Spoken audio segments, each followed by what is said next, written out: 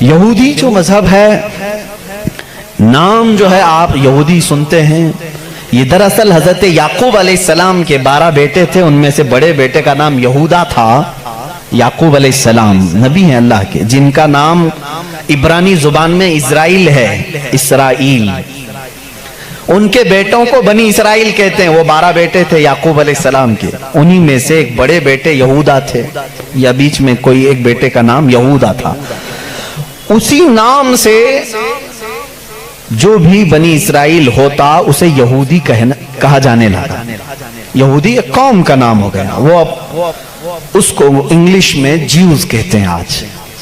Jews یہ دنیا کی شریر قوم ہے، بڑی شریر قوم ہے۔ پہلے یہ لوگوں نے نبیوں کا قتل کیا ہے۔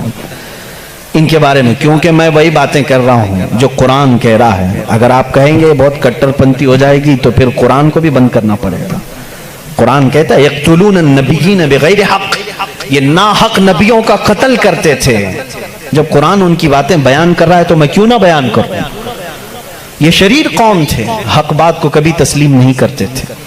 بہرحال زکریا علیہ السلام کے قاتل یہ ہیں، یحییٰ علیہ السلام کے قاتل یہ ہیں، اور عیسیٰ علیہ السلام کو سولی پر چڑھانے کے سارے بندوبست انہی نے کیا۔ یہ بات مجھ سے نہیں، عیسائیوں سے جا کے پوچھ لو، ان سے پوچھنا جیزس کو کون سولی پر چڑھایا تھا، جبکہ ہمارا عقیدہ ہے کہ عیسیٰ علیہ السلام کو سولی نہیں دی گئی۔ ہمارا عقیدہ قرآن سے ثابت ہے، اس پر میں بعد میں گفتگو کرتا ہوں۔ لیکن یہ یہودی قوم بڑی پرانی ہے، یعقوب علیہ السلام سے چل رہی ہے، ٹھیک ہے، کافی پرانی۔ یہ مانتے کس کتاب کو؟ کسی بھی دین کو، کسی بھی مذہب سے ہم کو اگر بات کرنا ہے تو اس کی جو مقدس کتاب ہے اسی سے بات کرنا۔ میں بھی انہی سے بات کروں گا، ہوائی فائرنگ نہیں۔ جو مقدس کتاب تمہارے نزدیک ہے اسی کی باتیں اگر میں رکھتا ہوں۔ یہاں محفل میں اتنا وقت نہیں ہوتا، تھوڑی تھوڑی جھلکیاں میں دے کر کے جاؤں گا تاکہ جو ریسرچ اسکالر ہیں وہ اس کو آگے بڑھائیں اور پھر اپنی تحقیق سے لوگوں کے سامنے یہ باتوں کو لائیں۔ یہودی قوم جس کتاب کو مقدس مانتی ہے وہ تورات ہے، جو موسیٰ علیہ السلام پر نازل ہوئی، اور زبور ہے جو حضرت داؤد علیہ السلام پر نازل ہوئی۔ ان کتابوں کے مجموعے کو آج انگلش میں اولڈ ٹیسٹمنٹ کہا جاتا ہے۔ یہ کتابیں مارکیٹ میں دستیاب ہیں، ان کو کیا کہتے ہیں؟ Old testament. تقریباً اس کتاب میں جو الگ الگ چھوٹی چھوٹی کتابوں کو ملایا گیا ہے 73 کتابوں کا مجموعہ ہے اولڈ ٹیسٹمنٹ۔ جیسے قرآن میں 30 پارے ہیں نا، پہلا پارا، دوسرا پارا، تیسرا پارا، اس طرح سے اس میں پارے سمجھ لیں یا الگ الگ ٹاپکس۔ یہ کتنے ہیں؟ 73 ہیں۔ اس میں بھی ان کا بڑا اختلاف ہے، میں سارے اختلافات نہیں بتا سکتا آج، لیکن قرآن میں سب کا اتفاق ہے، چاہے وہ شیعہ ہو، دیوبندی ہو، وہابی ہو، اہل حدیث ہو، کوئی بھی ہو۔ جو عقیدہ ہم رکھتے ہیں اہل سنت و جماعت کے قرآن کے 30 پارے ہیں، سب کا اس بات پر اتفاق ہے۔ لیکن اولڈ ٹیسٹمنٹ پر سب کا اتفاق نہیں، ان میں سے کچھ مذہب 73 مانتے ہیں، کچھ 66 مانتے ہیں، 66 مانتے ہیں، کچھ لوگ 27 مانتے ہیں۔ بہرحال اولڈ ٹیسٹمنٹ میں ایک باب ہے جس کو استثناء کہتے ہیں، ایک پارے کا نام ہے، ایک کتاب کا، ایک جز کا، جس کو ڈیوٹرونومی انگلش میں کہتے ہیں۔ اس میں ایک آیت آئی ہے۔ آیت ظاہر سی بات ہے اللہ کی ہے، آیت اللہ کی ہے اور موسیٰ علیہ السلام پر نازل ہو رہی ہے۔ اللہ تعالیٰ فرما رہا ہے اے موسیٰ، میں تمہارے بعد تمہارے بھائیوں میں، بھائیوں سے مراد نبیوں میں، ایک ایسا نبی بھیجوں گا جو تمہاری ہی طرح سے ہوگا، تمہاری طرح سے ہوگا، لیکن میں اس کے منہ میں اپنی زبان رکھ دوں گا۔ اور دوسری آیت آتی ہے کہ وہ فاران کی چوٹیوں سے چمکے گا۔ یہ فاران کیا ہے؟ یہ فاران کی چوٹیاں کہتے ہیں مکہ مکرمہ میں جو اب پہاڑ ہے، جبل کعبہ جو خانہ کعبہ کے قریب، انہوں نے اس کو سب ختم کر دیا، آج وہاں پر بادشاہوں کے محلات بنے ہوئے ہیں۔ وہاں فاران کی چوٹیاں کہا جاتا تھا کہ وہ مکہ کا ایک پہاڑ ہے، اور मुकद्दस किताब ओल्ड टेस्टामेंट में कहा जा रहा है कि वो चमकेगा कहां से? फारान की चोटियों से। अब मैं उसकी तरफ आता हूं। बेचारे ईसाई कहने लगे कि ये जो बशारत आई है मूसा अलैहिस्सलाम को, उससे मुराद हमारे नबी ईसा अलैहिस्सलाम है। ये मुंह मियां मिट्ठू बनते हैं। इस तौर पर अल्लाह ने क्या फरमाया? ऐ मूसा, मैं तुम्हारी ही तरह एक रसूल भेजूंगा। तुम्हारी ही तरह से मुराद क्या है? ईसा अलैहिस्सलाम मूसा अलैहिस्सलाम की तरह बिल्कुल नहीं थे, क्योंकि मूसा अलैहिस्सलाम की माँ भी थे, बाप भी थे। ईसा अलैहिस्सलाम की सिर्फ माँ है और बाप नहीं है। अगर माँ और बाप वाला कोई रसूल है तो वो मोहम्मद अरबी सल्लल्लाहु अलैहि वसल्लम, मेरे आका की माँ भी हैं, बाप भी हैं। मूसा अलैहिस्सलाम की तरह ईसा अलैहिस्सलाम नहीं हो सकते। ये मैं क्रिश्चियन से कह रहा हूँ, ईसाइयों से कह रहा हूँ, जो ये कहते हैं कि मूसा की बशारत में हमारे नबी का जिक्र आया है। मैं कह रहा हूँ नहीं, इसलिए कि मूसा अलैहिस्सलाम की शादी भी हुई थी, बच्चे भी हुए थे। ईसा अलैहिस्सलाम की शादी भी नहीं हुई, बच्चे भी नहीं हुए। वो 33 साल की उम्र में आसमानों पर उठा लिए गए। लेकिन अगर मूसा अलैहिस्सलाम की तरह शादी और बच्चे वाला कोई रसूल है, वो मोहम्मद अरबी सल्लल्लाहु अलैहि वसल्लम। शादी भी किया है आपने, बच्चे भी फरमाए। और दूसरी आयत जो मूसा अलैहिस्सलाम से ये कही गई कि वो फारान की चोटियों से चमकेगा, मेरे अजीजों, इसका मिस्दाक कोई दूसरा नबी हो ही नहीं सकता।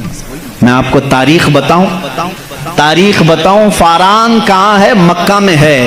आदम अलैहिस्सलाम से लेकर हुजूर अकरम सल्लल्लाहु तआला अलैहि वसल्लम तक 1,24,000 कमोबेश नबी आए, लेकिन उनमें से एक भी नबी मक्का में नहीं पैदा हुए सिवाय मोहम्मद रसूलुल्लाह। कोई नबी मक्का में नहीं पैदा हुए, सिर्फ मोहम्मद अरबी सल्लल्लाहु अलैहि वसल्लम। मेरे आका सल्लल्लाहु अलैहि वसल्लम 40 साल तक मक्का मुकर्रमा में खामोश रहे, अपने अखलाक को, किरदार को इजहार करते हुए।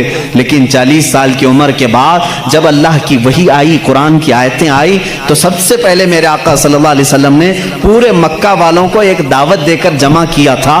कहाँ जमा किया? यही फारान की चोटियों में। यह पहला मजमा है, पहला जलसा है मेरे आका का। उसी जलसे में मेरे आका ने सबसे पहली मर्तबा ये ऐलान किया, ऐ मक्का वालों, मैं मोहम्मद अल्लाह का आखिरी रसूल हैं, आखिरी रसूल हूँ। हुजूर अकरम सल्लल्लाहु तआला अलैहि वसल्लम का ये फरमान आलीशान ही, जिसको मूसा अलैहिस्सलाम की तौरात में कहा गया कि वो फारान की चोटियों से चमकेगा। अल्हम्दुलिल्लाह, वो रसूल फारान की चोटियों से जो चमका, वो आज तक चमक रहा है। चमक तुझसे पाते हैं सब पाने वाले, मेरा दिल भी चमका दे चमकाने वाले। बरसता नहीं देख कर अब्र रहमत, बदों पर भी बरसा दे बरसाने वाले। या रसूल अल्लाह, मैं मुजरिम हूँ आका, मुझे साथ ले लो कि रस्ते में हैं जा बजा थाने वाले हैं, हमारे तो रोड पर ही हैं। बहरहाल या रसूल अल्लाह, हमको अपने साथ ले लें, जा बजा हैं थाने वाले। थाने वाले तो समझते होंगे, आला हज़रत ने शेर में जिक्र फरमाया। बहरहाल एक ओल्ड टेस्टामेंट की एक ही बात मैंने कही, ज्यूज से ये पूछें जा करके कि ये जिक्र आया है मूसा के बाद एक नबी आने वाले, वो कौन से नबी हैं? उनकी ये सिफत बयान की गई है ड्यूट्रोनॉमी इस्तिस्ना में। ओल्ड टेस्टामेंट में ये जिक्र आया है, वो कौन है, वो कौन सा रसूल है, आखिर तुम ही बता दो। वो आज तक नहीं बताएंगे। वो कहते हैं कि शायद आने वाला है, इस रसूल के बाद अब कौन और आने वाला है, अब कौन आने वाला है। चलो इसको नहीं मानते। दूसरी बात मैं कहता हूं, सुलेमान अलैहिस्सलाम को भी ये बहुत मानते हैं। कौन? ज्यूज, यहूदी, जिनको इंग्लिश में सोलोमन कहा जाता है। सोलोमन, हजरत सुलेमान अलैहिस्सलाम को ये सोलोमन कहते हैं। एक किताब यहूदियों के पास और मुकद्दस है, songs of Solomon. Songs of Solomon का मतलब हजरत सुलेमान अलैहिस्सलाम जो मुनाजात करते थे अल्लाह की बारगाह में, वो अशार होते थे इब्रानी जुबान के। जैसे हम कहते हैं या इलाही रहम फरमा मुस्तफा के वास्ते, ये दुआ है ना। सुलेमान अलैहिस्सलाम इस तरह दुआएं जो करते थे, वो सारे इन्होंने उसको सॉन्ग्स कहा है और उसको जमा किया गया है सॉन्ग्स ऑफ सोलोमन नाम से। इसमें तो शक की गुंजाइश ही नहीं, शक की गुंजाइश ही नहीं, क्योंकि हैरत इस बात की होगी, वो इब्रानी जुबान जिसको आज हेब्रू कहते हैं, इजराइल में आज भी बोली जाती है। ये इजराइल जो देख रहे हैं ना आप, जो नासूर है, कैंसर का फोड़ा है पूरे दुनिया के बीच में, यही इजराइल की बात मैं कर रहा हूं। ये آج بھی جو بولی بولتے ہیں وہ ہیبرو ہے، ہیبرو اس کو عبرانی کہتے ہیں۔ اس زبان میں آج بھی سانگس آف سولومن، حضرت سلیمان علیہ السلام کے مناجات میں یہ لکھا گیا ہے، سب سے پیارا، سب سے مبارک، سب سے شان والا، جس کی اللہ کے ہاں پہنچ ہے، جس کی اللہ کے ہاں مرتبت ہے، اس کا نام محمد ہے۔ یہ کون کہتا تھا؟ سلیمان علیہ السلام۔ اور نام لفظ محمد آج بھی موجود ہے، عبرانی زبان میں آج بھی لفظ محمد، اور اس کے ساتھ لفظ ام آیا۔ ام کہتے ہیں بڑا محترم شخص جس کی سارے لوگ عزت کریں، سلیمان علیہ السلام کہتے ہیں وہ ام ہے، ام ہے۔ ام کا مطلب ہیبرو میں ہے سب سے زیادہ عزت والا، اور سلیمان علیہ السلام نے وہ کر کے بھی دکھایا۔ وہ تخت پر جو بیٹھتے تھے سلیمان علیہ السلام، اس تخت کو جب آپ حکم دیتے ہواؤں میں اڑ تو وہ اڑنے لگ جاتا، جہاں کا آپ کو سفر کرنا ہوتا آپ سفر کرتے تھے۔ اور وہ تخت ایسا نہیں کہ ایک اڑن تشتری ہے چھوٹی سی، بلکہ اتنا بڑا تخت تھا کہ آپ کے دائیں جانب 500 نبی اس زمانے کے بیٹھتے تھے، بائیں جانب 500 اولیاء امت بیٹھتے تھے، اور وہ تخت جب اڑتا آسمانوں پر ہواؤں کو اللہ نے ان کے لیے مسخر کر دیا تھا، اور وہ جس طرف حکم کرتے اڑتا تھا۔ ایک مرتبہ یہ بھی اسرائیلی روایات میں بھی موجود ہے، سلیمان علیہ السلام اڑتے ہوئے جا رہے تھے، یہی تخت پر بیٹھے ہوئے، اچانک آپ نے تخت کو نیچے اترنے کا حکم دیا اور سارے لوگوں سے کہا پیدل چلو۔ تخت اٹھا کر لے جایا گیا، پیدل چلنے لگے، بہت لمبا عرصے تک، لمبی مسافت پیدل چلنے کے بعد پھر آپ سوار ہوئے، پھر سب کو سوار کر لیا، پھر ہوا کو کہا کہ اس تخت کو اڑا لے جائے فلاں سمت میں۔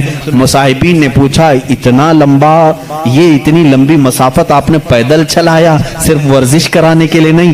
سلیمان علیہ السلام نے جواب دیا میں اس لیے تخت کو نیچے اتار دیا کہ یہ وہ زمین ہے جہاں آخری نبی آنے والا ہے، وہ مدینہ طیبہ تھی، وہ رسول کریم صلی اللہ علیہ وسلم کی آخری آرام گاہ تھی، جہاں سے اوپر اڑ کر جانے کو بھی سلیمان علیہ السلام نے بے ادبی تصور کیا، اور اسی لیے وہ اپنے سانگز میں یعنی اپنے مناجات میں جو حضور صلی اللہ علیہ وسلم کے ساتھ لفظ ذکر کرتے ہیں وہ لفظ ام ہے، یعنی دنیا جس کی سب سے زیادہ احترام کرے وہ محمد عربی صلی اللہ علیہ وسلم